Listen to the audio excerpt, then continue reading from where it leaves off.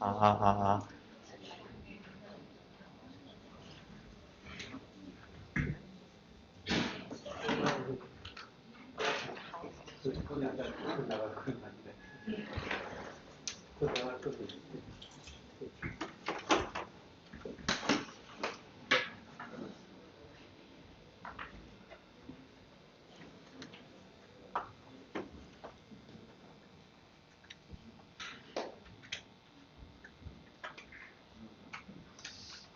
제가 뒷자리에 앉아 계신 분은 이렇게 뒤에 계신 분은 앞자리로 오시라고 그렇게 말을 하려고 했는데 앞자리가 없네요. 그 중간중간 껴앉으셔도 그 계단 이 사이사이 통로 쪽에 껴앉으셔도 될 것 같으니 빈자리를 잘 찾아서 주시면 감사하겠습니다.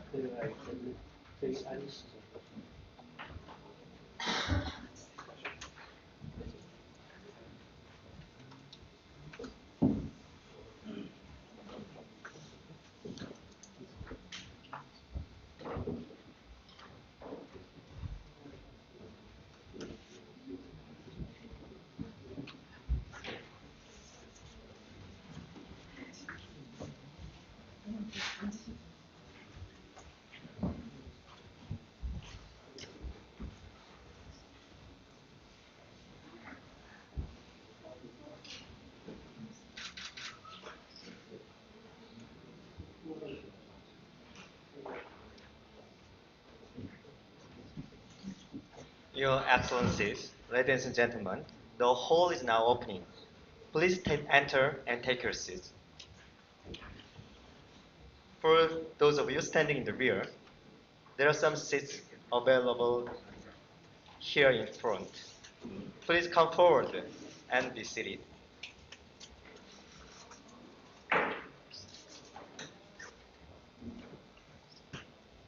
Good afternoon, ladies and gentlemen. My name is Han Dong-han, and I'm a professor for Seoul National University, and I'm a dentist. It is an honor for me to participate in this special lecture.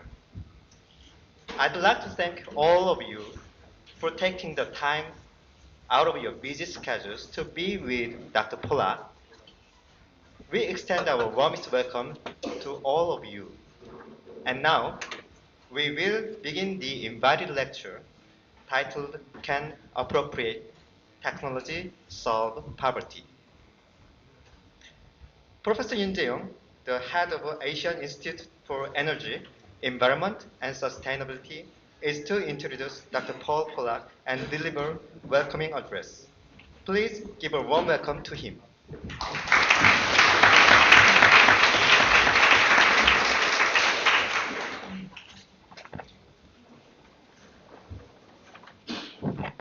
예, 안녕하세요.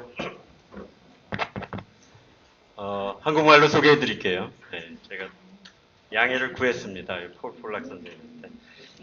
제가 이분 이제 폴 폴락 선생님 잠깐 소개시켜 드리기 전에 어떻게 요 강좌가 만들어졌는지 조금 설명을 드리려고 합니다. 어제 대전에서 세계 과학기술 포럼이라는 게 열렸습니다. 세계 과학기술 포럼에서 이제 이 폴 폴락 선생님이 과학기술의 사회공헌 분야에 기여한 어떤 그런 연사로 이제 초청이 돼서 이제 오신 김에 서울대학교에서 이제 조금 우리 학생들을 위해서 좀 세미나를 해달라고 이렇게 부탁을 드렸습니다. 아까 뭐 이름이 굉장히 긴 연구소 하나 있었죠. 지속가능발전연구소에 이제 적정기술센터, 우리 여명석 선생님이 이제 센터장 하고 계시고요. 제가 소장하고 있고, 그 다음에 이제 글로벌사회공헌단, 우리 서울대학교에서 이제 단장님 안상훈 선생님 단장님 하시고 있고, 우리 센터장님 안성훈 선생님, 이 두 개의 단체가 이거 우리 학생들한테 이거 굉장히 좋은 세미나가 되겠다 이렇게 생각을 해서 같이 협력해서 이렇게 프로그램이 이루어졌다 이렇게 말씀드릴 수 있을 것 같고요. 또 하나는 기왕 이거 하는 김에 이거를 뭐 여태까지 서울대학교 프로그램들을 보면 유명하신 분이 그냥 자기 얘기하시고 이렇게 이제 돌아가시고 그랬는데 아무래도 이게 이분이 하신 활동을 아마 보시면 알 텐데 이제 비즈니스를 통한 사회 문제 해결, 특히 이제 어떤 기술 창업이죠. 그런 걸 통한 이제 사회 문제 해결, 특히 이제 가난 문제 해결 이런 거에 많은 경험이 많으셔서 우리 학생들이 또 굉장히 관심이 많더라고요. 그래서 너희들이 다 해라. 너희들끼리 모아가지고 질문도 하고 답변도 하고 이렇게 끌어가자. 앞에 선생님은 이제 잠깐 한 30분, 30분 발표하고 그래서 이 프로그램의 전체적인 내용이 우리 학생들에 의해서 이루어졌다라고 하는 것을 말씀드릴 수 있을 것 같습니다. 그러면 이제 이 연사분을 잠깐 설명을 드리면 이 연사분이 지금 보셨죠? 연세가 지금 80이 넘으셨는데 여기 오기 전에 인도에서 또 이제 그런 활동을 하시다가 오셨어요.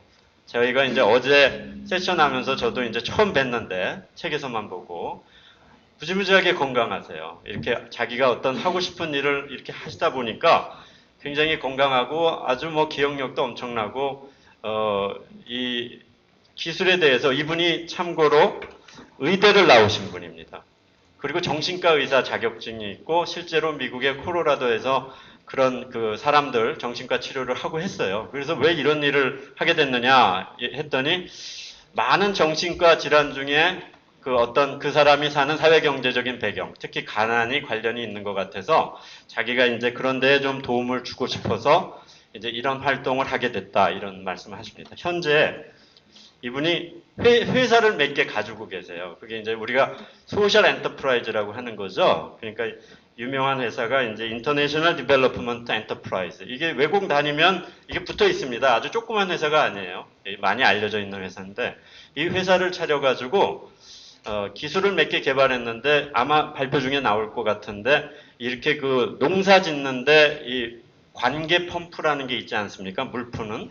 근데 그거를 전기로 하지 않고 이렇게 사람이 밟아가지고 하는 이제 영어로 트레들 펌프라는 거를 개발을 했어요. 근데 25불 들었는데 그걸 한 수백만 개를 만들어가지고 이제 인도나 방글라시에 보급을 해서 하여튼 뭐 이 통계에 의하면 2천만 명의 사람이 빈곤해서 이제 됐다고 하니까 어마어마하게 사회에 기여를 하신 것 같습니다. 그거 말고도 이렇게 요새 드립 더치 커피 하면 이렇게 물 한 방울씩 떨어지는 거 있잖아요. 그런 원리를 이용을 해가지고 이게 대부분의 물이라는 게 돈인데 이제 그런 거를 이제 조금 쓰고 작물을 잘 키우는 게 중요하잖아요. 그런 기술도 개발하고 최근에는 선생님 뭐 하시냐고 제가 여쭤봤더니 최근에는 우주 개발에 사용된 솔라 에너지 이용 기술을 이 농사 짓는 거랑 결합을 시켜가지고 또 굉장히 또 재미난 사업을 또 하고 계시더라고요. 그래서 하여튼 굉장히 아이디어가 많고 기여하신 것도 많아서 2013년인가요? 그때는 세상을 움직인 기여한 그런 우수한 그런 과학자 중에 한 분으로 또 이렇게 이제 선정되기도 하고 이제 그러셨습니다. 그래서 굉장히 사실은 모시기 어려운 분인데 이제 세계 과학기술 정상 회담 포럼이죠. 포럼 차에 오셔가지고 이제 서울대학교에 이렇게 모실 수 있는 기회가 된 것 같아요. 큰 박수로 환영 부탁드립니다.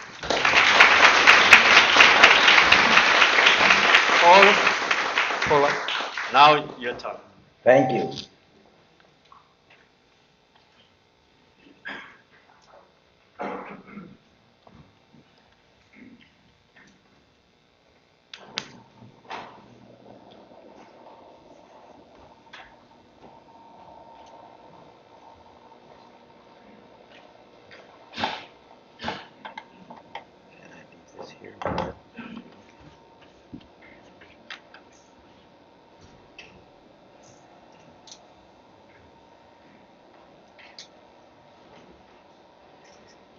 Thank you very much for that gracious introduction. Can all of you hear? And are you getting translation, or are most of you understanding English. I'm sorry, I don't speak Korean. I think that introduction covered just about everything I want to say, so that completes my talk. Are there any questions?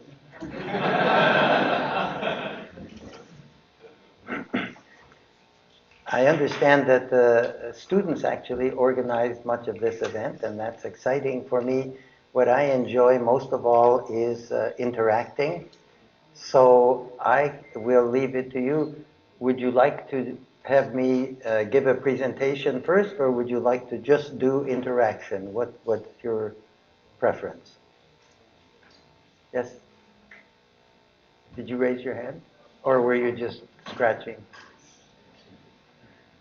Would you like me to give a talk first, or? Okay. So I will summarize. Before I start, does anybody have any questions that they want me to especially address? Any issues that you are most interested in? They're thinking. All right. I'll just go quickly through this presentation. We have about an hour, is that right? What's our time? 30 minutes presentation. What happens if I go 31? Okay. Now let's see. Can I see the slide? Yeah, I think so. But yeah, I know, but it's not changing, but that's all right. Here, let's try.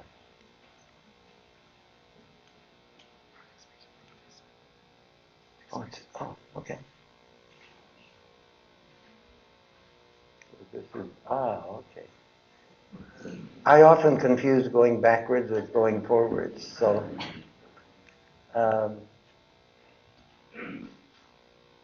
for the last 30 years I've been interested in the challenge of how to work with people who live on less than $1 a day. And I have talked with a large number of them.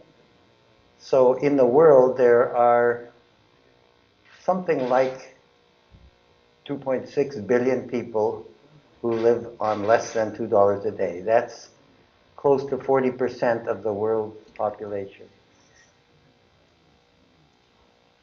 My take on the state of the development initiatives in the world today are that, in essence, with some exceptions, conventional development aid has failed.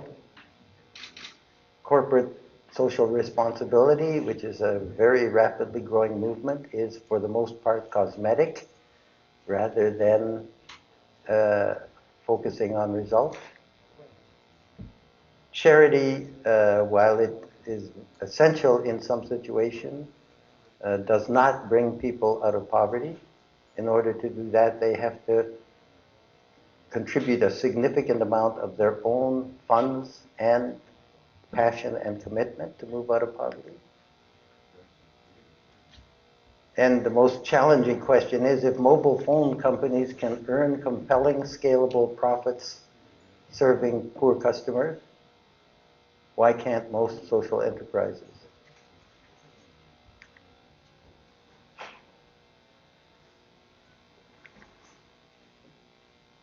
In my view, achieving scale is the most important challenge facing development today. The organization that I started, that you mentioned, IDE, helped 20 million dollar a day people move out of poverty.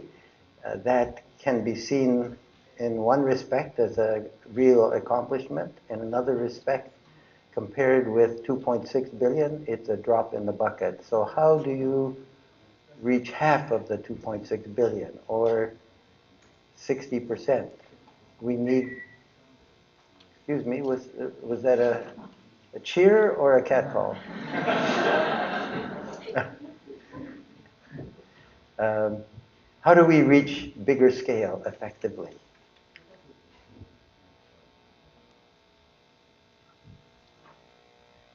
in my view, big business, which has been criticized heavily and rightly so, does have effective methods of reaching scale, but the values are sometimes questionable, and the effect on the environment is sometimes questionable, and big business tends to focus, as a matter of structure, first on optimizing shareholder profits.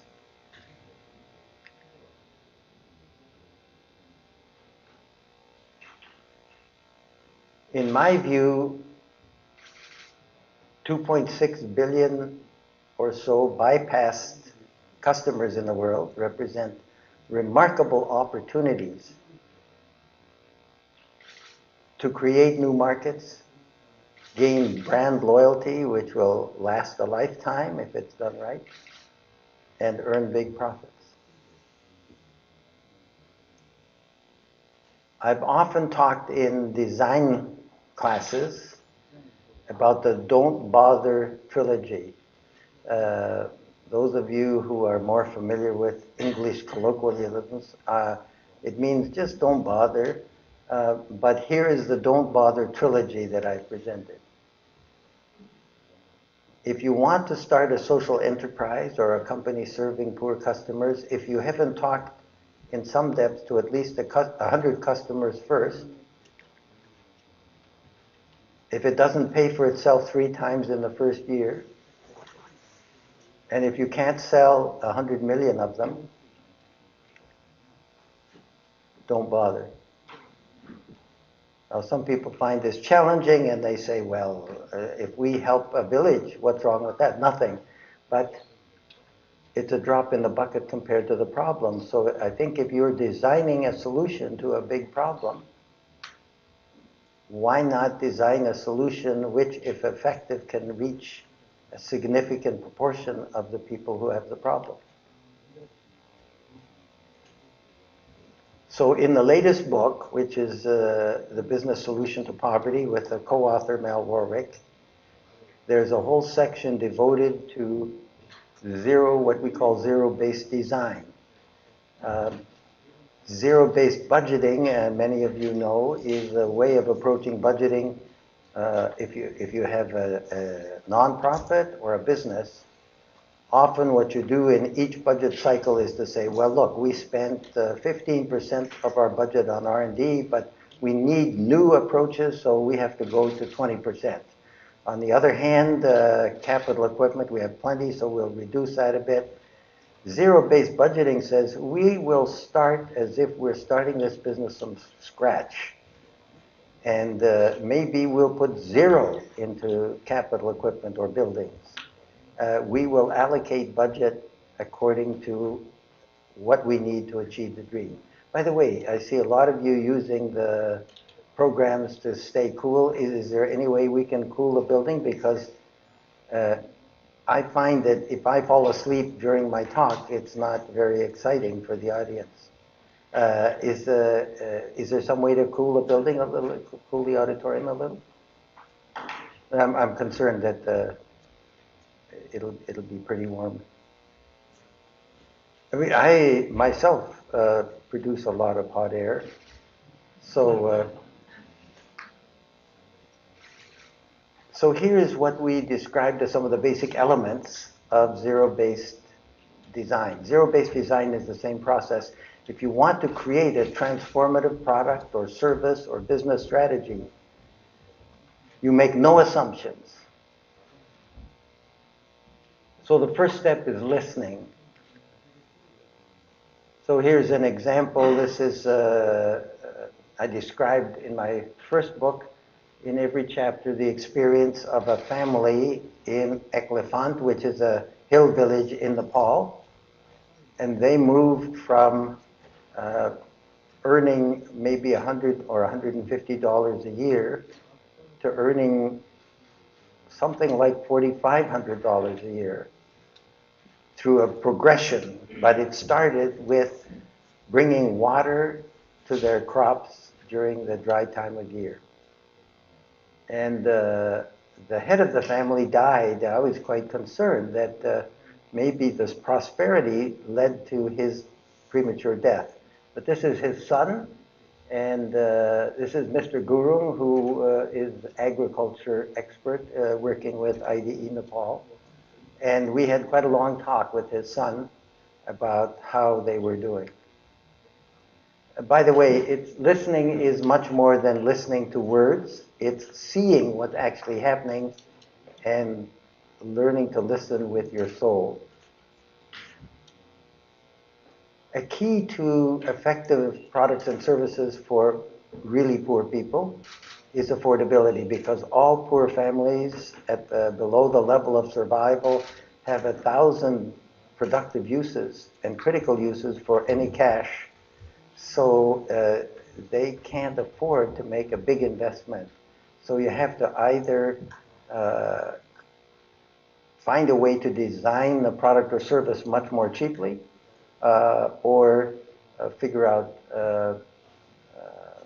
how to provide credit or leasing. But affordability is a critical component. Last mile distribution. Most of the really poor people in the world live, like in Nepal, in small villages. So you need to find a way of distributing goods and services the last 500 feet. And aspirational branding, while it's important to middle class and wealthy people, is even more critical. So you have to learn what their dreams and aspirations are and develop and market products that meet some of their aspirations. Then there's this quality called Jugaad innovation. It's a term from India and other places. It's sort of a crazy, mixed up, anything works, anything that works, you try it. This is a camel with a solar panel on its back. I want to show you some examples. This is the treadle pump that was mentioned in the introduction. And this is a young girl. Often children participate in pumping the water. And if you have a source of water during the dry season, the average farmer earned $100 net from an investment of $25 every year. And 1/5 of the farmers earned $500 in profit from a $25 investment. The pump itself is that metal double tube. It costs about $8 in Bangladesh. The well, drilling the well, putting a 2-inch plastic tube down and putting a filter in the aquifer area is the rest of the price. On $25, the manufacturer, the local village dealer, and the well driller each make a living, or they make a profit. And so this is an unsubsidized price, except as a nonprofit, we use grant money to reach the marketing, to design the marketing initiatives that reach the scale that people needed. One of the most effective marketing devices, because in some 25 years ago, 1/2 of the people who were our customers were illiterate, and there was no mass media, so we, after having success with village theater groups, but they're fairly expensive, we recruited the top movie producer who made Bollywood-type movies in Bangladesh, the top male lead and the top female lead, and we made a 90-minute movie that played in open-air village settings, and the star was the treadle pump. So boy meets girl, they want to get married, they can't get married because the father doesn't have enough money for the dowry. Each Bollywood movie, Bangladesh style, has a wedding, a funeral, somebody gets very depressed, a near suicide, and lots of singing and dancing. So they want to get married, they can't get married, she falls into the clutches of a dowry bandit, she's about to be beaten up, and at the climax the movie, there's an intermission. The 30 or so dealers set up their model treadle pumps and let their most likely customers get up on one and pump some water. Then, after the intermission, the father meets a childhood friend, and the friend tells him about the treadle pump. So he buys a treadle pump, makes lots of money. They now have, the father has the money for the dowry, they get married and live happily ever afterward. So that's a little soap opera-ish, but that movie played to 1 million people a year using a generator and a portable. Now, this was not an innovation that we introduced, it was introduced by cigarette companies. So there are many, so this is an example. The commercial marketplace has many things that are effective. When we worked in Vietnam, we couldn't call this marketing, we called it education. Because marketing was a capitalist activity. But this is a kind of design, it's not just technology, you have to design the whole system and help the farmers, who are the customers, earn money, and everybody needs to earn money. That is, if the manufacturer doesn't earn money, you won't have any product. If the dealer doesn't make money, you won't have anybody selling it. So you have to design a total system where everybody makes enough money to make it attractive. So just to give you an idea of, I believe that every initiative, whether it's a private company or it's a development organization, needs to have measurable impact and scale. So over the first 25 years, taking into account drip irrigation and other products, IDE invested a total of $78 million from grants and from individual donors. Dollar a Day Farmers invested a total of $139 million in aggregate. And their net return from this investment is $288 million a year, and that continues to grow. This is the kind of impact you can have, but the reason many people, one of the common criticisms of what we have been doing is that it's materialistic. We're just focusing on money and income, but the real cause of poverty is lack of education, poor health, lack of infrastructure, and so on. All of those things are true. But for people below the level of survival, well, I've interviewed some 3,000 of them, 3,000 families, and my take is that their most common response is that the root cause of poverty is not having enough money. And I think that they're right. Money for somebody below the level of survival means something totally different than somebody who is doing fine and wants to make more money and wants to become Donald Trump. I've often wanted to become Donald Trump, but I don't have the hair for it at this point. So I'll just go through this quickly, but this is a kind of return that you can make. This is not a profit. The 78 million was donated money, so we worked as a nonprofit. What I'm doing now is creating for-profit companies at scale. So here's a description. 4 years ago, I handed over IDE to my successors. It's still continuing. It has a budget of about $25 million a year now. But when I started, I was the only employee. But I was a volunteer. We have formed the basis of 3 companies. Each company is designed to transform the livelihoods of 100 million $2 a day people, generate 10 billion in annual revenue, and earn enough profits to attract commercial investors. One of the reasons is there's quite a bit of disagreement about what the total development budget is for the world. My last numbers are something like 150 billion a year. Maybe it's more than that, but those who call it more include a significant proportion of military aid. The total budget for commercial activity in the world is something like 76 trillion. So if you can make a profit at scale serving poor customers, there's money to be made. And my take is that if you just wanted to provide free, safe drinking water to the 1.5 billion or so people that need it, it would use up all the budget. And in giving that water free, people tend to not fix a hand pump when it breaks. So there's just not enough money for one thing. So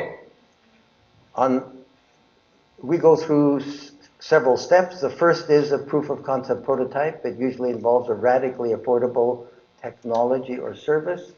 In this case, the problem, let's start with the problem. The problem in India is that there are 27 million diesel and electric pumps for irrigation. The government spends $6 billion a year in subsidy for lifting water because they wanted to make the water inexpensive for farmers so that they could produce enough food to become a food exporter. So they spend $6 billion a year. Pumping water for farming represents 20% of all the electricity consumed. And much of that electricity comes from coal. So it makes a major contribution to climate change and carbon emissions. At the present time, I just came from North Bihar, where I interviewed a lot of farmers. They are switching a lot to crops like bananas, but they're short of water. Not that they don't have water in the ground, but diesel is becoming more and more expensive, and they're using inefficient ways of delivering the water, like flood irrigation, which takes more than twice as much water as it needs to. And so they're running out of energy to pump the water. So it's a huge opportunity. I was able to encourage a group of rocket scientists from Ball Aerospace. They became intrigued with the problem of cutting the cost of existing solar pumping systems by 80%. So they built this prototype. This was built at their campus, and it will totally irrigate 1 hectare of high-value off-season vegetables, fruits, and spices with 600 watts of solar panels. The solar panel investment then, solar cells have gone down considerably. We can, just the solar part of the equipment system, the technology, costs about $240 to permanently produce the electricity. So after the proof of concept prototype, we tested it in farmers' fields. This is a description of the problem.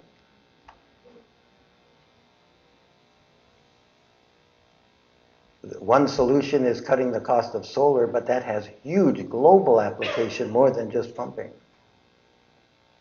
So here is a farmer in surrounding Bhatia, near Jamnagar, in one of the provinces of India. And that farmer is using that solar system, only his well goes much deeper. In the driest time of year, it went to 45 feet. And so we used here 800 watts. Here is the detailed information about each farmer and what the net earnings were. For the total system, including solar panels, a gravity tank, a pump, a DC pump, a motor, and a full drip irrigation system, the cost was $2,200, and the farmers earned an average of $1,120 net. This is the first model. We have about 40% more improvement in efficiency. We can make this into something that will do a 1-year payback without subsidy. Second company is Spring Health. Each of these companies, we create a holding company like Tata. The holding company in this case is incorporated in Colorado because that's where I live. It holds majority interest in an Indian company, and then we'll create companies like that all over the world.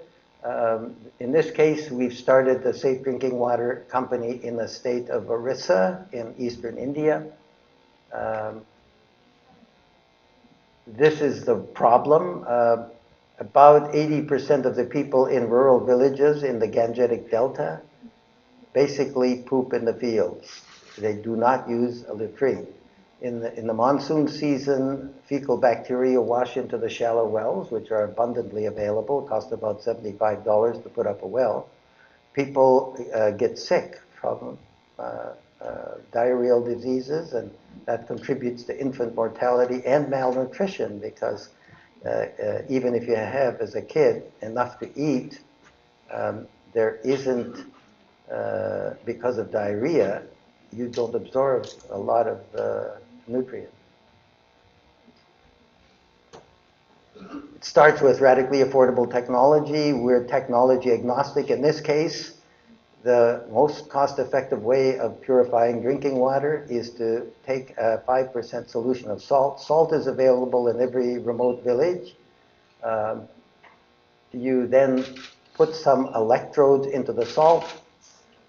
We buy an off-the-shelf electrochlorinator. That technology has been available for hundreds of years. Only recently it's been downsized. For a $250 investment, we can purify 80,000 liters of water a day at an operating cost of about $1 or less in electricity and in salt.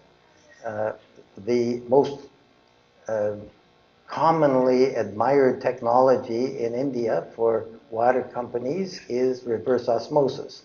Tata makes a reverse osmosis piece of equipment for about $4,000. It is capable of purifying about 5,000 liters a day. Just do the math. It's a heck of a lot cheaper to do it with adding chlorine-based water purifier. So we're doing that, and what we do is, the water is heavy, so we test the water in the person's well, and if it has arsenic, because chlorine doesn't do anything for arsenic or heavy metals or insecticides, if it has those, we bypass the well. But why use a much more expensive technology when the key problem is bacteria and viruses and other pathogens? For last mile delivery, there are about 10 million kirana shops in India. Those are mom and pop shops. They're all over the developing country world. We talk with village elders, and they recommend the best one to partner with. So this is all based on low marginal cost. Rifkin was talking about marginal cost. We use this every day. If somebody has a shop and their family are providing the people coverage for the shop, why do we have to build a very nice looking shop that only does water when a local enterprise already has a shop? So we can enter into a contract, and we own the technology and are responsible for water purity. This is a typical shop. In the beginning, we used cement tanks. There are other artisans making those all over rural India.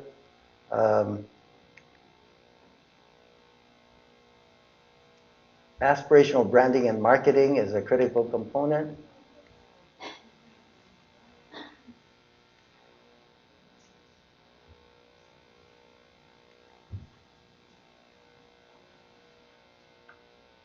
So I've gone through the presentation rather quickly. The third company is making a green replacement for coal using 10 tons of agricultural waste a day. We're the same group of rocket scientists is helping us design a $25,000 village torrefaction plant. which basically makes a material that looks like coal. It has greater thermal value than most coal available in India, not quite as good as imported coal from Indonesia. There is a huge need for coal, a replacement for coal. The environmentalists are saying we have to stop using coal, but coal is very cost effective, but it has a negative environmental impact. I think this company, if it's successful, we plan on thousands of village-based plants, and it is capable of cutting global carbon emissions by 20%. Each of these companies is high risk, but high return if successful. So that summarizes some of the information. Now I'm looking forward to your questions, your challenges, and whatever else. And I see I have many fans in the room, but they're fans to keep themselves cool. So, what's that? Oh, I don't want students to, no, that can't. Just the professors, please. All right, students are in charge. Oh.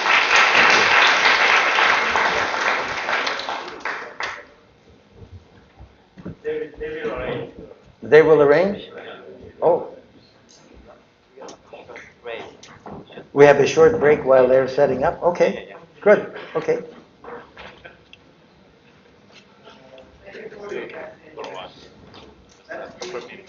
Sure.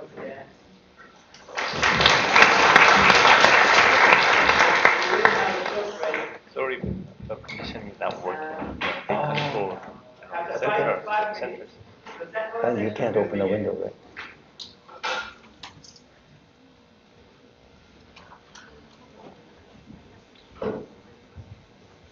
Can I have a question? Sure. During the intermission.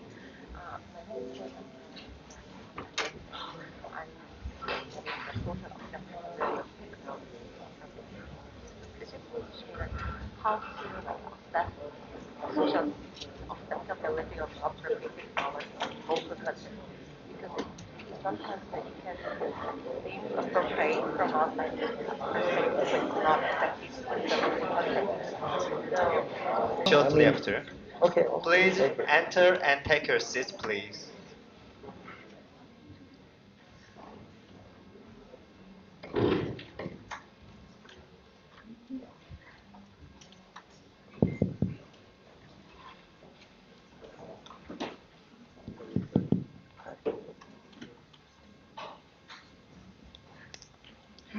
In this session, students delegates with curiosity will discuss with Dr. Polak. Yes. Thank you, Dr. Polak, for such an inspiring lecture. We appreciate your lecture very much, and I'm sure that it delivers such a huge impact on our society here in Seoul National University. We are students from Seoul National University, and we are student panels, and we are going to ask you a few questions. And my name is Peter, and I'm currently studying aerospace engineering, and I'm also working on the social venture. And we found many problems during our journeys for social venture, and I'm sure you have had same problems too. Oh no, I've never had any never had a problem. Okay, but if you have any problem, what was the most difficult challenges you have, and how did you solve that problem? Well, I'll answer the last one first. I haven't solved it yet, but I'm not at liberty to divulge what the problem is. No, I can. I think the most challenging problem in both starting IDE and starting these new companies is raising money. In spite of my track record, in a new area, it's very difficult. Now, maybe I've made some mistakes, you never know. But we spend a lot of time raising investment funds to get these things off the ground. With IDE, it started with one employee, me, but I had no funds, except I had made money as an entrepreneur. I was a psychiatrist for 22 years, and I invested in real estate and in oil and gas and equipment leasing. I ran my own companies in the evenings and weekends. That was enough money for me to work as a volunteer for 7 years, and then I began to get paid a salary. Then starting these companies, again, I'm on no salary. Sometimes I get money for giving talks. And we've raised money, but it's been quite a challenge. And I think many young people who start nonprofits or for-profits have the same challenge. I'm older, more experienced, and I still have that challenge. But my experience was that once you make a breakthrough, it's like the 4-minute mile. And then when you don't need the money that much anymore, you get lots of money. I don't know about lots, but before I left IDE, we, for instance, got grants for IDE totaling $40 million from the Gates Foundation. So I expect that once we demonstrate that this is actually a viable model for scale, using business methods, there's lots of money available for impact investment, but they have sort of banker standards, especially in the early stages. So it's not easy. Maybe you, when you have started businesses, I understand you've had no problem getting money, or some of the people in Nepal have raised money. But I will try to give shorter answers, but that's the biggest challenge. The other challenge is not thinking clearly and not being ready to change everything 180 degrees in one day if you get new information. Thank you so much. I have another question that just arose, and so I'm also starting a social venture here, and we use. I'm so sorry. I know it's a hard job, but I have a passion for this, what I'm doing here, and that's not a good excuse. Do you recommend to students to actually work first and then get enough money, just like you did as a psychiatrist, and then start up a business, or is it okay, or do you think it's too adventurous to start up early? I have no idea. I did it the way I did it, and that worked. But probably, I for a couple of years felt that I had to earn enough money in these companies so I could self-fund. And then people said, look, there's a lot of money wasted in development. Why are you wasting your time? Go start. A lot of young people have started, and I think if I were doing it again, I would just start. Because, for instance, some of the students at Stanford just started. One group started a solar light company. It failed. But as a result of 2 years' experience working in developing countries, they got much better job offers. Another group formed a company called D-Light, and it's been quite successful. So I think you pretty much, while there are more and more jobs available, if you're really passionate about working in this way, I mean, my advice is to go do it. Thank you. Okay. Hi, Dr. Polak. My name is Jay Yang. It's a pleasure to meet you. Recently, my friends and I got together and started a new student organization. It's called Volunteering Engineers and Scientists in SNU. Say again, what is it? Volunteering engineers and scientists in SNU. So we try to do social services using technology. Recently, during research, we were actually shocked by the harsh reality that the people in poverty in Korea go through. So we thought that more attention should be given to these people in poverty in developed countries. What are your thoughts on this? Your management philosophy doesn't really fit in with the small amount of people in poverty in developed countries. So what are your thoughts? Well, I'll give some thoughts. about something you didn't ask me, but I tend to do that anyway. I think you got a lousy name. Well, when you say volunteers and where they're from, what are they volunteering? Are they being gray ladies in hospitals? Are they providing shoes for people who don't have shoes? Are they volunteering as traffic policemen? A name is pretty important, and your name doesn't say what you do. It just says you're volunteers and where you're from. You could be volunteers for assassination squad. Okay, that's a question you didn't ask me. But I would be more specific, and I've learned that a short name that communicates more effectively would be very useful.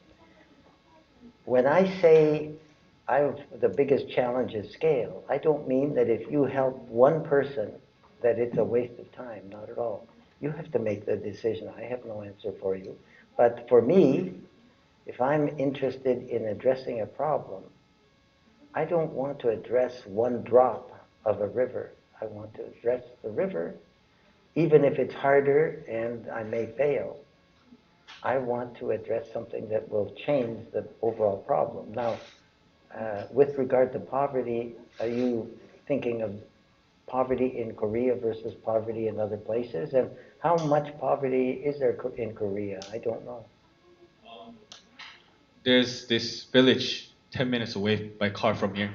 Mm-hmm.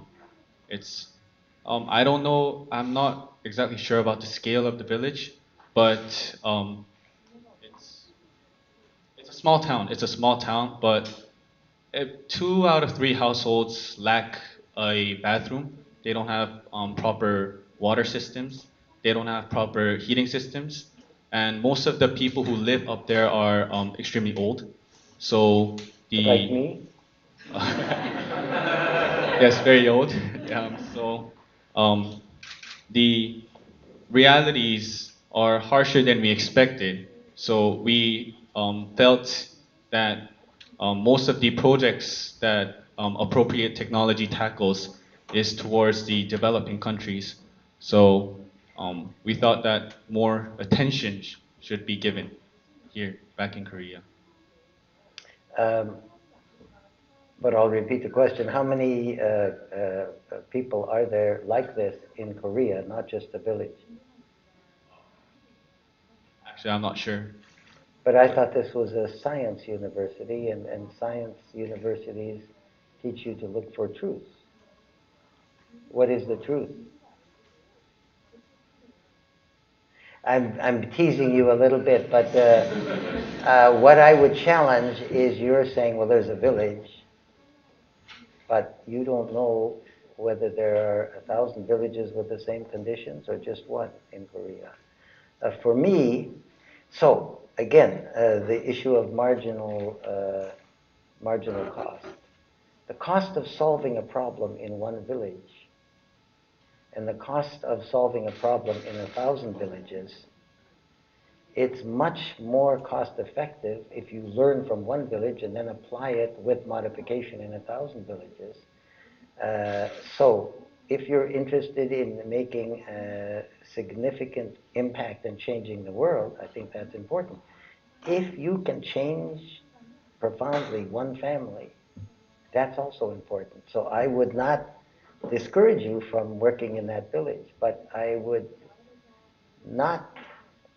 don't like the idea of working in that village and not knowing how many conditions like that there are, because the essence of what I do now is if you go to any village, you can identify 10 very important problems. I give first priority to those problems in one village that are applicable to 1,000 or more villages, so that if you're successful, you can apply what you've learned across, and I think that's just, if you want to make an impact, that's reasonable, but the advantage of 10 minutes away is if you have a class here, you can do a project and learn about what works and what doesn't work from that village, that's a heck of a lot faster and cheaper than going to Nepal or India or Africa.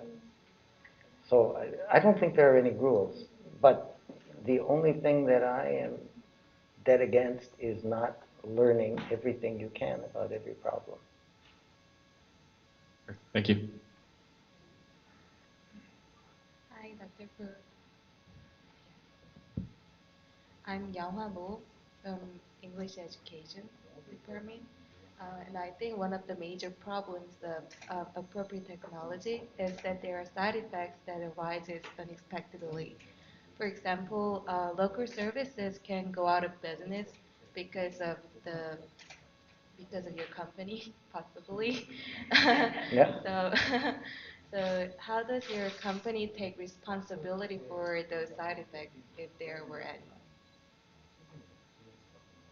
I don't know of anything that anybody can do that is purely good. Every action has both good and bad effects, and realistically, from my perspective, what I hope for is that the good effects significantly outweigh the bad. But there are no purely good strategies or people other than myself. I'm purely good. You don't believe that, do you? If you do, I can tell you something. No, but what I'm saying is everything that you do. For instance, talk about anything. I mean, you're saying that my companies may do some bad, but I think the implication is that education won't, but it will. See, I'll give you an example. Well, just take any field. You want to take the education example, or something else? Well, I'll talk about drinking water. We're providing safe drinking water for families that spend $25 to $250 a year to treat the illnesses they get from drinking bad water. They get used to that water. If they're drinking bad water, they develop immunities. Some kids die, but they develop immunity. Now, if something happens and the company goes down the drain, we have people in 280 villages that are more vulnerable to the same diseases they had before. On the other hand, if we stay around and continue to provide safe drinking water, it'll have a profound effect on child nutrition, on health, and a whole bunch of other things. Good and bad. Everything you do is good and bad. Don't think about only good development initiatives. They're all mixed. Does that make sense to you?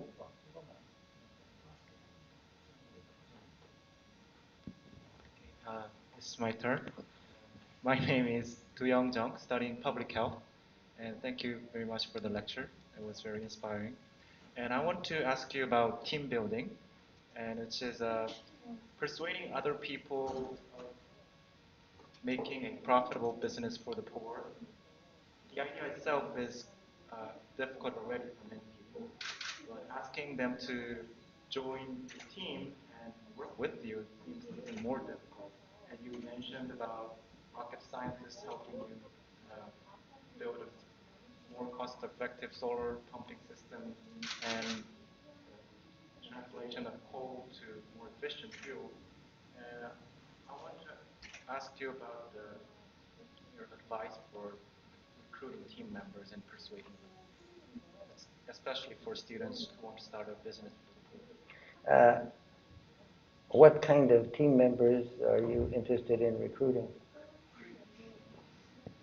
Actually, you mentioned the difficulty of funding. Yeah. Finding. So I really want people who can work without much salary for a while. Okay. And share the vision that you can actually make a profit while doing good. But that message won't attract too many people because it doesn't say doing what. What is it that you want them to do? You have to be specific in order to answer your own question. I actually want to build a program in public health which incorporates like philosophy such as zero-based design or design thinking, and make educational program that will inspire innovations and services, products for improving public health. That's what I want to do, but so far I wasn't quite successful in persuading people around me, especially in public health. My experience is you have to get very specific, and then people are much more interested. So that's still too general. Can you be more specific about what you're planning to do? I wouldn't know if I signed up to work with you what I'd be doing. What exactly do you have in mind? Have you worked it out yet? It's still very early stage, but my general idea is focusing on health of elderly populations, such as because I have very much interested in the population aging, and so, for example, the project that I'm working right now is how to prevent elderly falls. Oh. And like home modifications such as lighting inside the home during the night. But well, now that's more specific. So did everybody hear that? How many people in the audience have an interest in that kind of in getting involved in that kind of a project?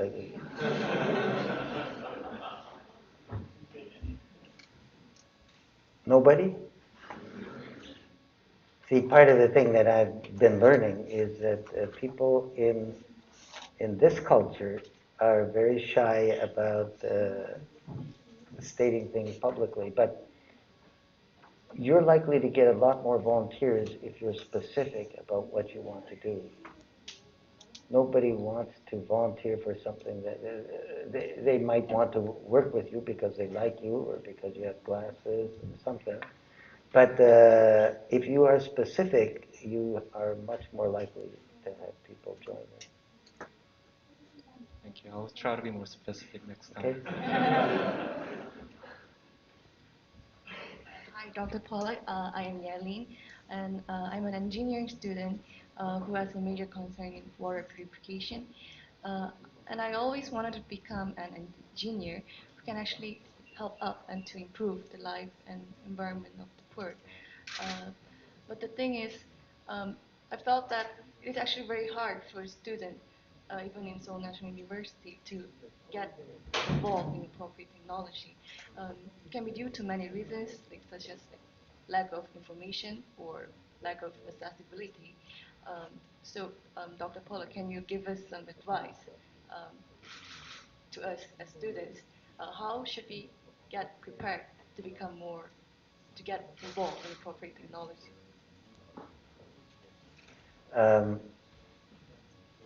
What's the slogan of the most popular running shoe company in the world? It's got a little half moon on its side.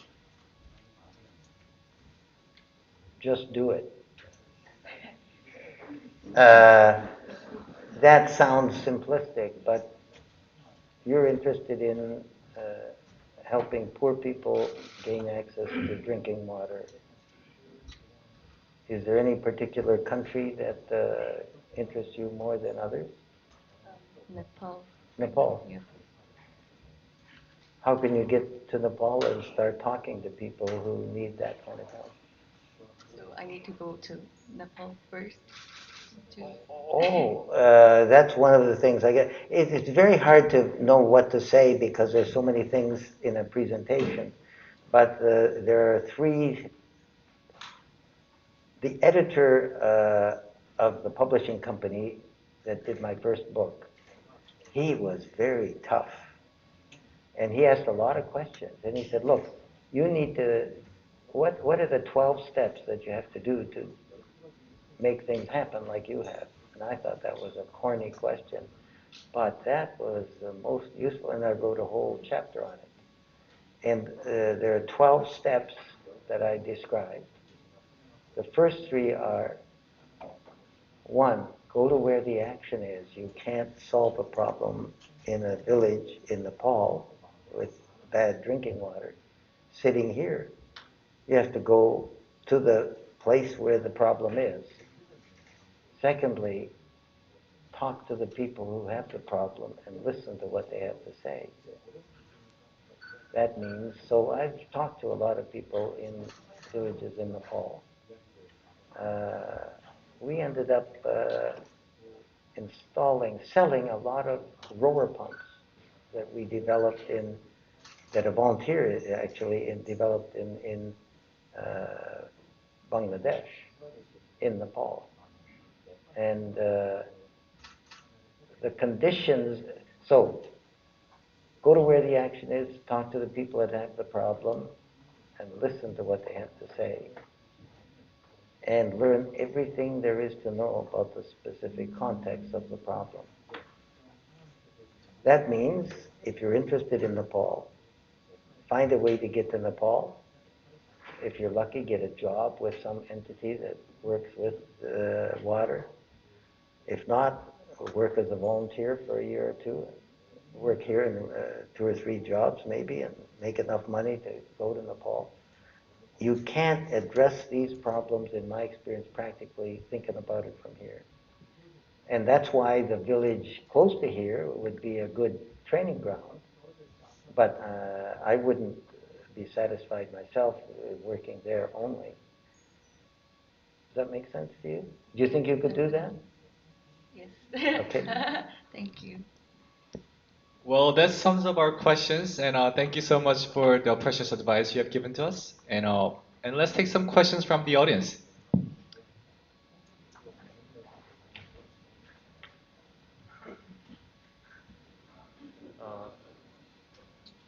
Hello, Mr. Polak.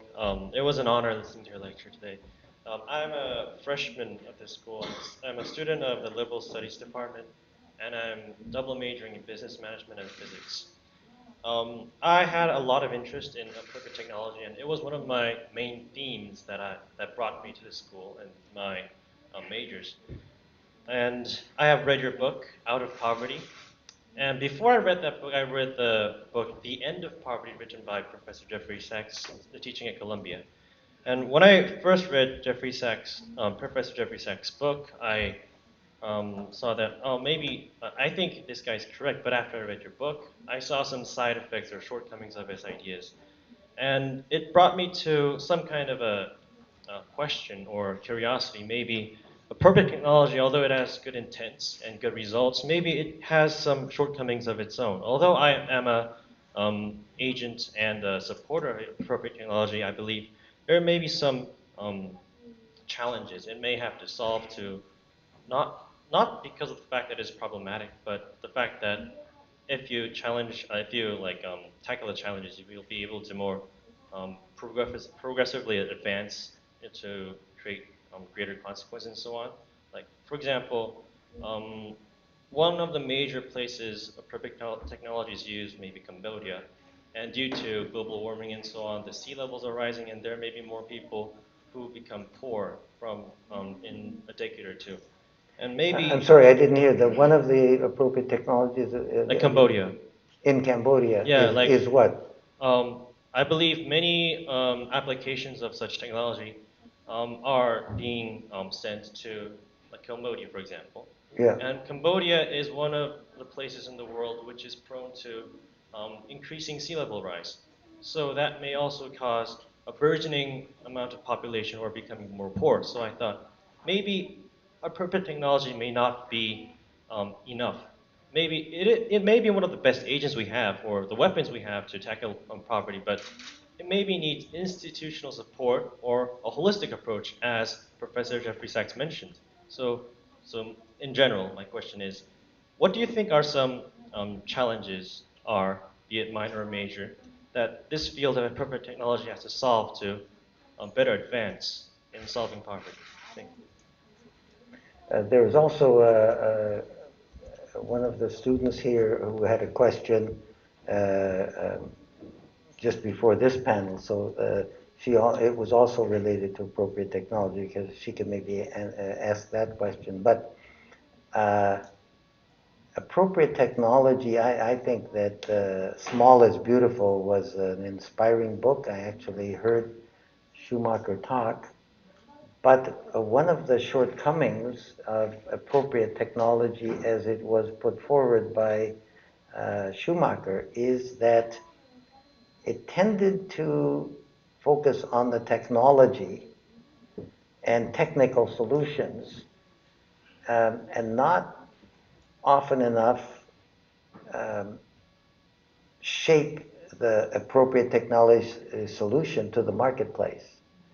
So when you simply design something, so for instance, I had an interaction with a Caltech class, and they had built a very good wood stove. And one of the first questions I usually ask is how much? Well, how much did it cost? It's $150, but boy, it really works, and there's very little emissions and so on.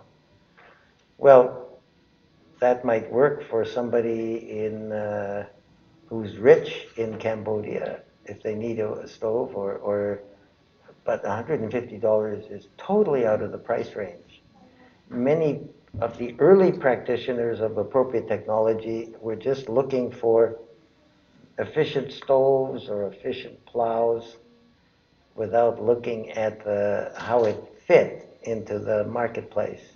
So the first issue is the people who apply appropriate technology, who enter it into a marketplace and design for a customer, are much more successful.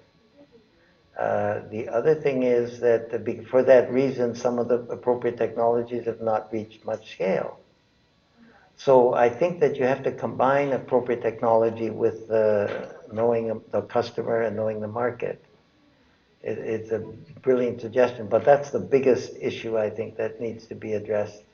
And then there are lots of other problems, but everything you do, nothing is simple, and there are many challenges with many approaches, but appropriate technology, the principles of Small is Beautiful continue to apply, in my view.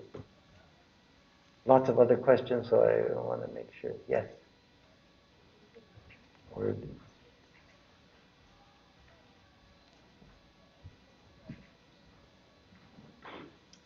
Hi, Dr. Paul. My name is Soyeon from Graduate School of Environmental Studies. I have two questions, and one is related to social acceptability of appropriate technology. So even though the technology seems appropriate in outsider's perspective, but sometimes it cannot be accepted in local context. So in your opinion, which factors are the most affecting to social acceptability in local? And could you share your know-how to assess social acceptability? How to assess social acceptability of appropriate technology in the country, developing country? And the other one is my kind of personal question, because I've been interested in water issue in Jakarta, and then I went to Jakarta slum area and asked them and listened to them about their water issues there. So I know they are spending a lot of money on the water every day, and I know it's their issue, but I don't really know what steps I have to take next. So please give me advice. Thank you. Sure. I'm not sure I heard all of the pieces of the question. Could you repeat it, or did you hear the key issue? I remember that she asked questions about the context that's brought by from here to the third world or developing countries that might not be fit into their culture. I don't know. Do you have any specific example that actually? I cannot really recall the example, but like a solar cooker. I know solar cooker is. We think without solar cooker is very appropriate for Cambodia, for example. But in Cambodia, people don't use it. We don't know why, but people don't use it. So why do you think they don't use it?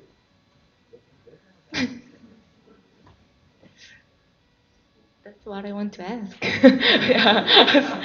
So yeah, in order not to that kind of happen that kind of issues again in other developing countries. So I think it is very. But they don't use it much in other developing countries.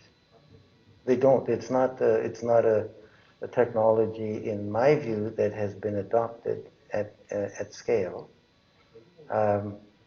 It's an excellent technology, but that's the difference between a technology. You can cook any food with a solar cooker. One of my neighbors in Colorado cooks all her food with a solar cooker. But what are the things you think are needed for a poor family to use it in Cambodia? So some of the people I've talked to here have said, well, how do you know so much stuff? You're not an engineer. But it's the obvious questions. So, can I ask you a couple of obvious questions? Yeah.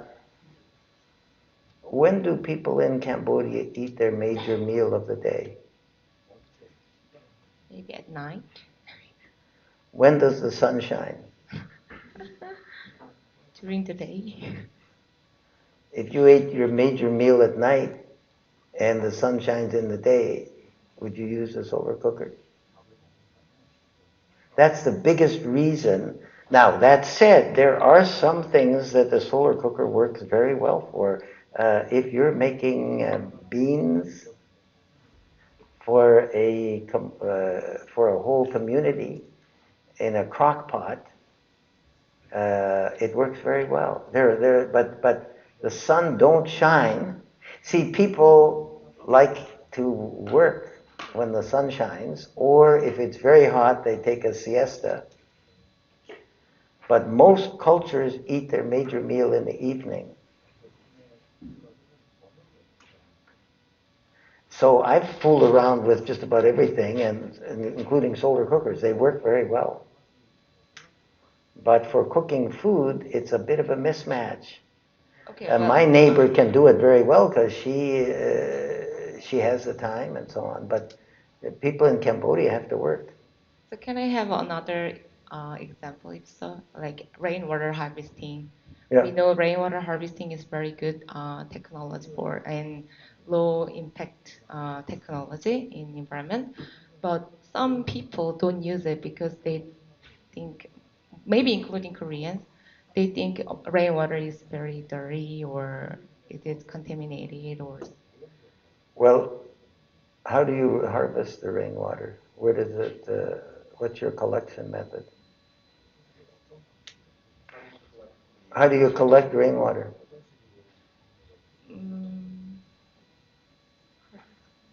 From the roof. From the roof. Yeah. And if it's dry for quite a while and there's a lot of dust, would you drink that water? Maybe have to filter it. What? Have to purify it. Not necessarily. If it's a tin roof. So, don't assume that a culture is irrational. Very often, after the dry period, a roof is dirty. And in order to drink that water, you have to let the rain in the monsoon run for a while to clean the roof. Many people who are poor have thatch roof. That creates a bit of a problem. You may have to put a plastic sheet on the roof. Don't assume that they're being irrational. It's actually true that the water is dirty in the beginning, but you can deal with that problem. The issue is, when is the time that people in Cambodia and other countries most need water to drink? What time of year? Is it the rainy season or the dry season? What's the key characteristic of the dry season? So how are you going to use rainwater from the roof? You can make a very big tank, but how much water do you have to store? You see what I'm saying? you have to think, and I'm not an engineer, but I tend to think in practical terms because I've talked to people about these problems, and they're not stupid. They're quite sharp. So if you have a dry period of 4 months and you have 5 people in your family, how much drinking water do you need? The answer in many places is about 10 liters a day for 4 or 5 people. So if you have 90 days times 10, that's 1,000 liters.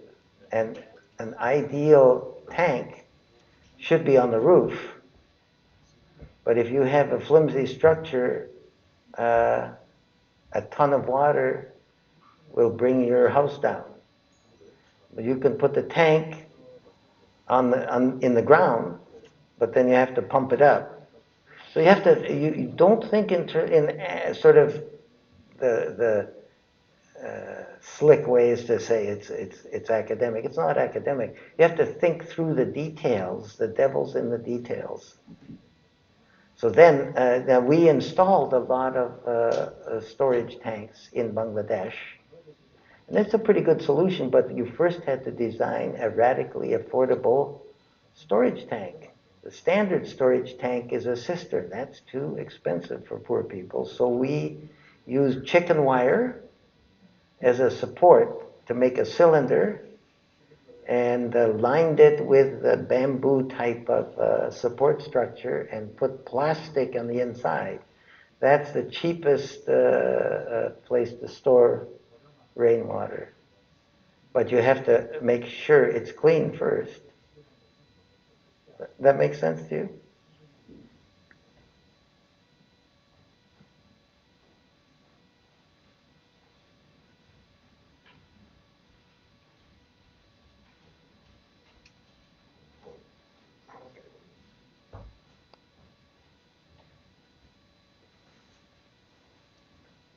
혹시 통역해 주실 수 있을까요?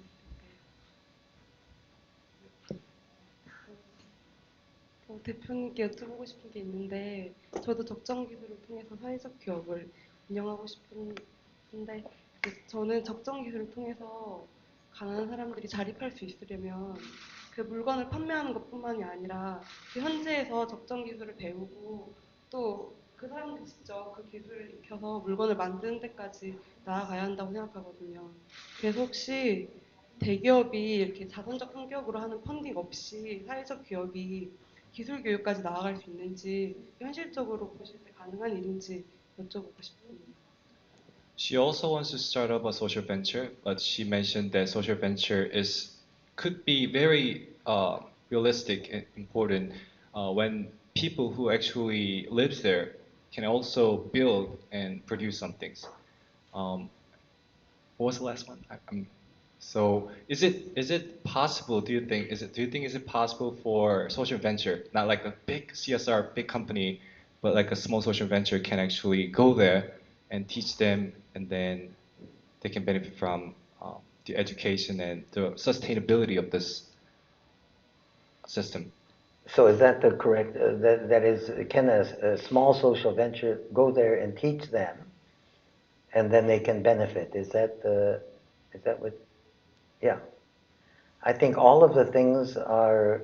I would agree with all of the things you said, except it's the wrong entity that you're referring to. If a small social venture goes to the country and learns from the people there, not teaches them, because you don't know. You start by learning from the people who have the problem. So when I say I've interviewed 3,000 families, they are my teachers and my friends. They are not people who I teach things to. I am their student, and if you like, their servant, or they are my customers who deserve my respect. Don't go there to teach anybody. Start by asking them to teach you. Together you can come up with something that is very useful. But that means that the design process uses local people as co-designers and as teachers. It's not always true, but very often Western people or Eastern people or people from outside who are successful feel that they need to teach people who are less smart, less educated. The typical statement of somebody in the Peace Corps, or I think somebody from Korea who will be doing the same thing, is, I went there to teach. I learned far more than I ever taught. In fact, I'm not sure I taught much, but it has changed my life. I've learned so much. And that's exactly, I mean, here is my first experience. I am an avid scuba diver. So I went 30 years ago on a trip to Belize and we stopped on a dive boat at Half Moon Cay, which is 50 miles off the coast, and it's a spectacular reef. And there were 3 lighthouse keeper families who kept the lighthouse. It was like Jules Verne. It was basically an oil fueled lighthouse with a wick and a big weight that turned the thing. And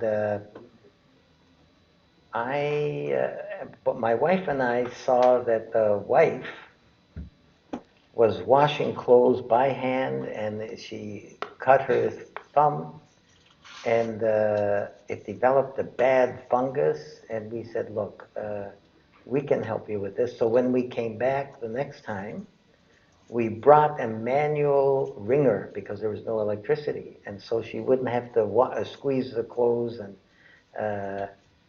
so the next time we came, we asked how it was working, and she was very embarrassed.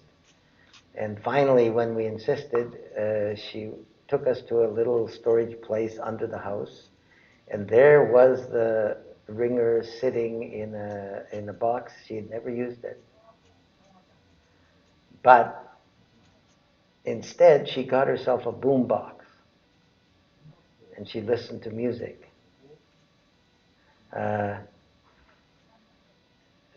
Before that, no, that was the same family. They came from Punta Negra, and there was a school there, and it had about 10 students, and they had a teacher, but they had no books. So we collected an encyclopedia and shipped it there. And the end result was that they lost their teacher, because the teacher saw those books. They were quite valuable. He took them immediately and sold them and left the school. So there are things that, you have to first understand the local culture. That's why I say the first 3 steps are go to where the action is, talk to the people who have the problem, and listen, and learn everything there is about the context. If you don't do that, you are very likely to fail. That's not easy, but you can do it if you're interested and dedicated. And you have to, they say to really learn anything and learn it well takes 10,000 hours. I've spent more than 10,000 hours learning from poor people. And I probably know more about them as customers than anybody in the world, because not too many people have gone for long walks with farmers through their fields. When I go to a village, I spend 6 hours or 7 hours with one family, and I become their friend, if I can, and I learn everything about their life, and then I spend 1 or 2 hours with 6 more families. I've never done that in a village without coming up with at least 1 or 2 transformational opportunities with them. So that's the most important process, and it's the most omitted process. And by the way, one of the questions talked about Jeff Sachs. I felt Jeff Sachs' approach was, for the most part, wrong 10 years ago, and I told them so, and I talked to many of his colleagues at Columbia. The Millennium Villages Project, very courageous. He's an excellent economist. But the idea was that poor people are too poor to buy their own equipment or to work their own way out of poverty. You have to donate that to them. And so the Millennium Villages, he got $50 million from the Japanese, I think, fund, or no, it was the trader. It doesn't matter where he got it from. The approach was to have some of the best experts at Columbia in irrigation and agriculture and bring in seeds and everything. It's been, so far, a failure. And there was a great admirer who was a journalist who spent 5 years studying it, and sadly, she wrote a book called The Idealist, which outlined chapter and verse. But there are so many things. I've done a lot of things that have failed, but I don't think of it as failure anymore because each thing I've learned so much from. But if you're stubborn and pig-headed and think that you have the answers, you stop learning. I'm not saying that that's totally Jeff Sachs, but I disagree with the approach of giving people gifts in poor villages. While that helps a little bit, it attracts all of the dishonest people. The money brings flies, and a lot of the things that you hope will happen don't happen.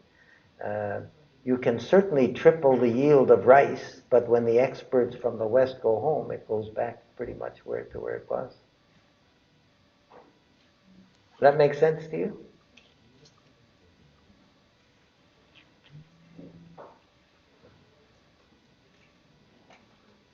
Is there any question?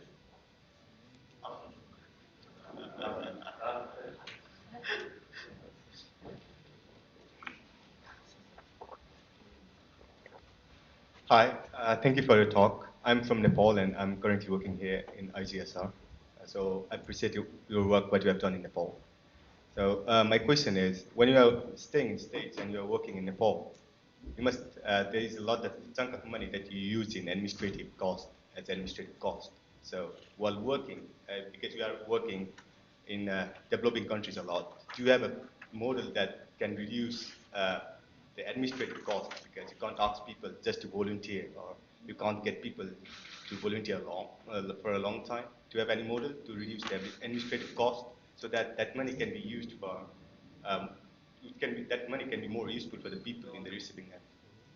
So I'm not sure I heard your whole question. The money that it costs me to travel there, it might be better spent just... Not just to travel, because you are working in States, then you have a lot of employees, then you'll be using a lot of money just for the administrative cost, right? So just for administrative cost. Oh, yeah. I see. So is there any way to reduce that money so that the receiving end people can get more benefited? Well, if you have, let's say you have 450 staff around the world, that's what IDE had. How many of them should work in the head office and how many should work in the countries?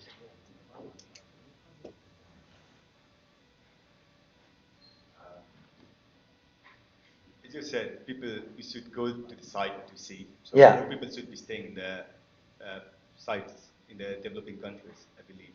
But are you assuming that the people who do the work are from, say, the United States? I believe a lot of people are staying in the States than in the developing countries. Well, that may be, but... what I think is, the chunk of money that you allow, that you pay as a salary for the people in developing countries, yeah. And compared to that money, even if the people working in the States is less, the chunk of money that people working in the States would be high, because you need to pay on a certain scale in the States. Yeah, that's true. First of all,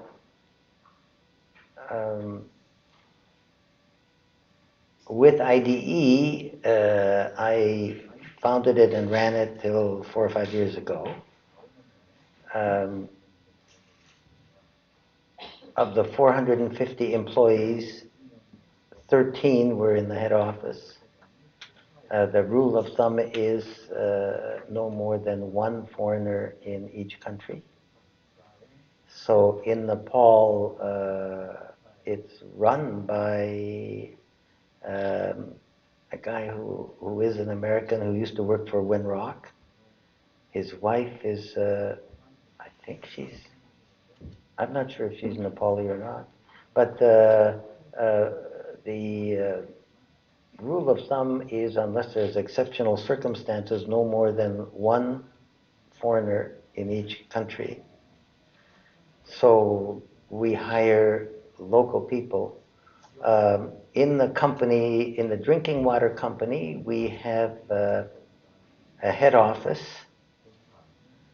We have no staff other than myself, and I'm not paid yet. I hope to be paid. We have one other staff. We have two other staff. They're paid about $10 an hour. Of the company in India, which is Spring Health, all of the staff are local. All of the board are local, except for me, I'm the chairman, and I'm not local, but I'm there 3-4 times a year. I'm on the phone usually every 3 days.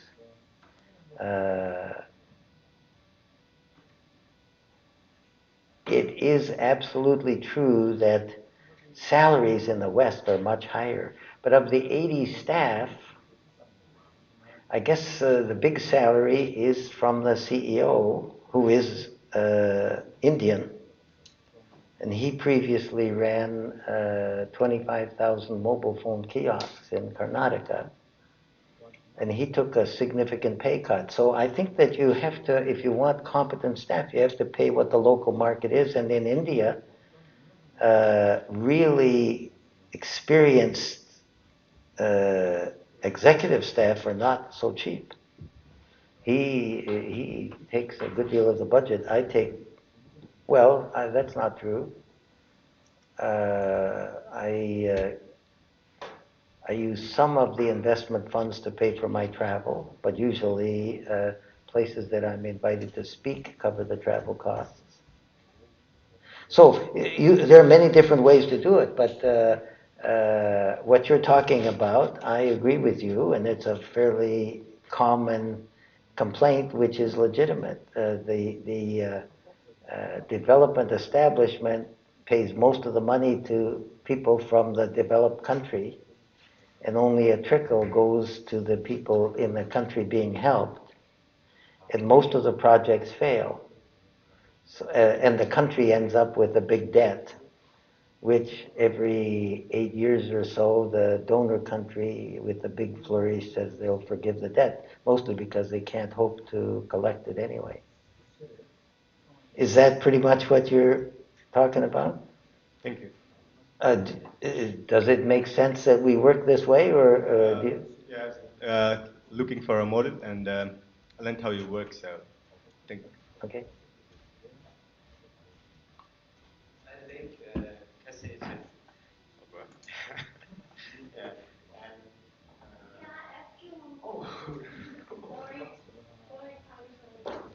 I have a philosophical problem that I'm thinking about recently. I watched the movie The Martian, and it features Matt Damon and a lonely astronaut left behind in Mars. I'm sorry, I can't hear what you're saying exactly. I would like to hire the person with the mic. He's very fast.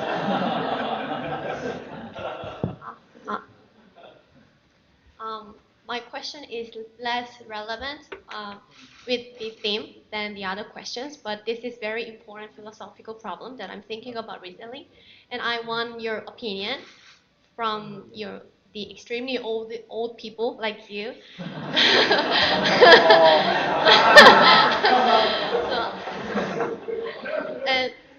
The movie The Martian was very interesting to me because it features Matt Damon, a handsome guy, and he is a lonely astronaut left behind in Mars.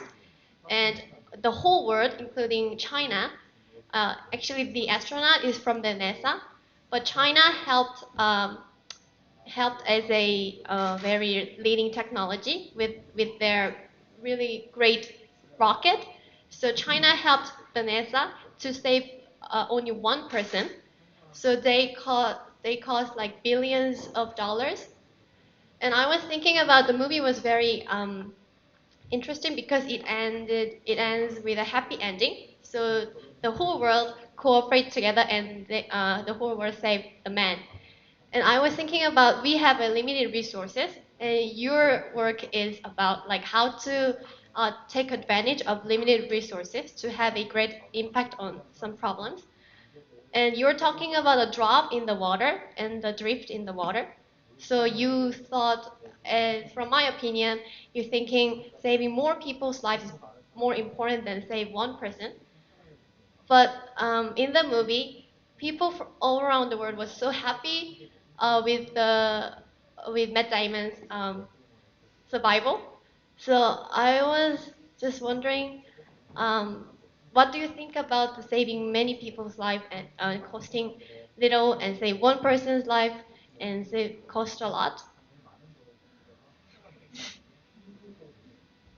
Well, the former governor of Colorado survived on speaking fees, saying that we can't afford to spend so much on saving one life because there isn't enough money to do that.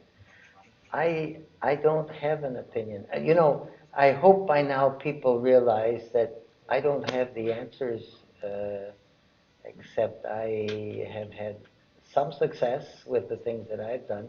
You have to find the answers for yourself. I can't tell you whether one life is more important. I guess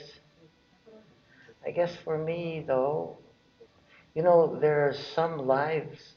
I don't think that all lives are the same. My wife does.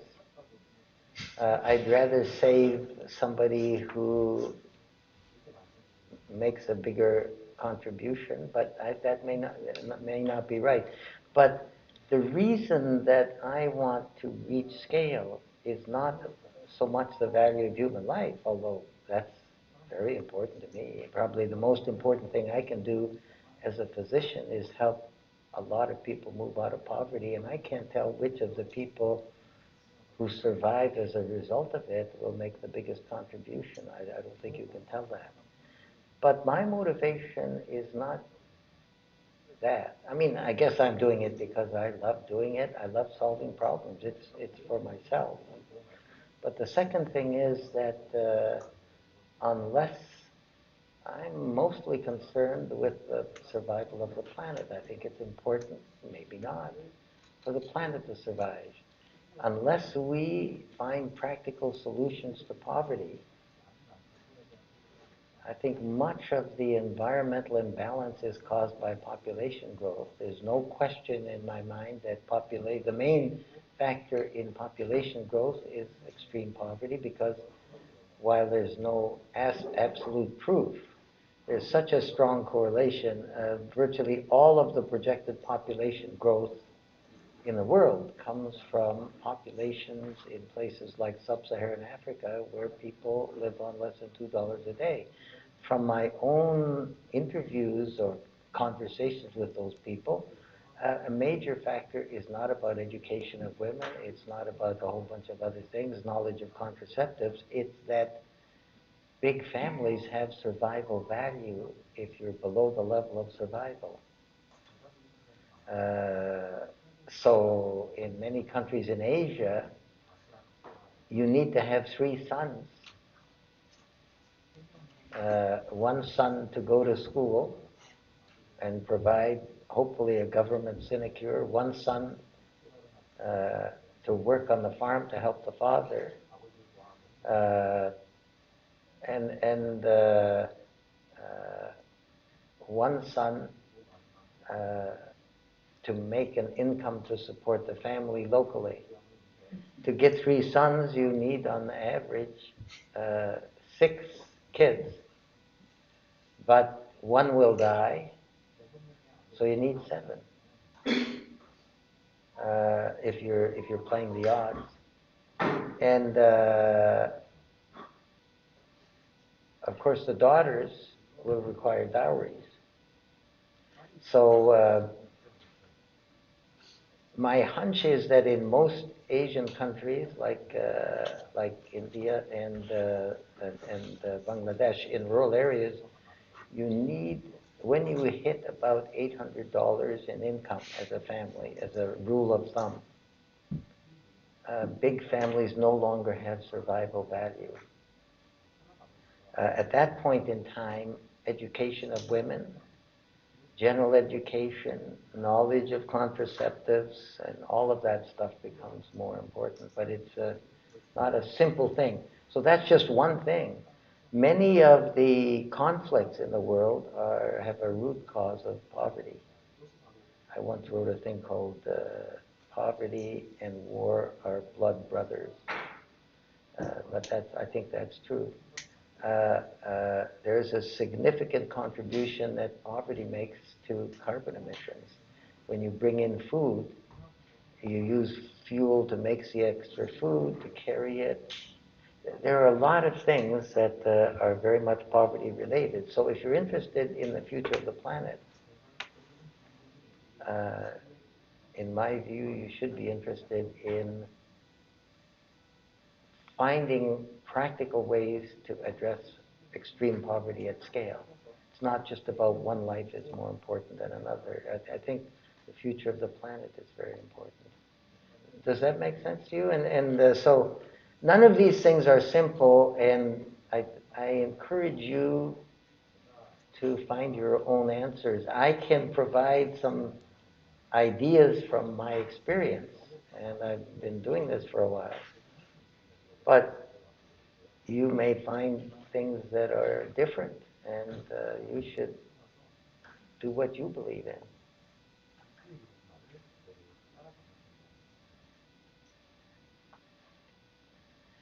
I think you've survived very well. It's been quite warm. Are you okay? I mean, yeah. Can I close this meeting? If you pay me for the right to do that, I will. Yeah. Now we will close this meeting, and thank you, Mr. Dr. Polak and students for your interesting discussion. And we will have a photo time, and audiences who wants to take a photo with Dr. Polak, come forward and take a photo with him.